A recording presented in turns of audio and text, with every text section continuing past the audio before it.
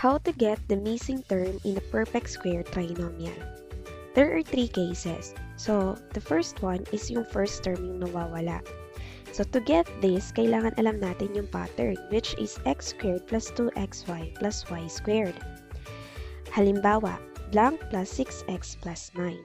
So, yung middle term natin, kailangan i-divide natin siya sa constant na 2. And that will be 3x.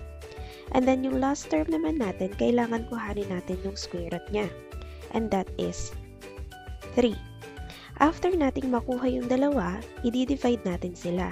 So 3x divided by 3 is equal to x. And then para makuha natin yung first term, simply squared natin yung result.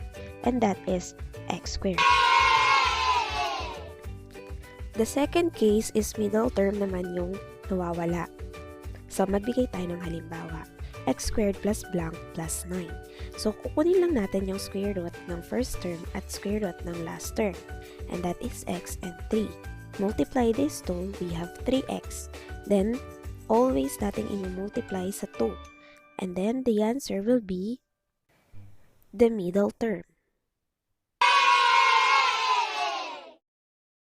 And the third case is yung last term yung nawawala. Halimbawa, x squared plus 6x plus blank. Get the square root of the first term, then divide natin yung middle term sa 2, and then i-divide uli natin yung result. 3x divided by x is equal to 3.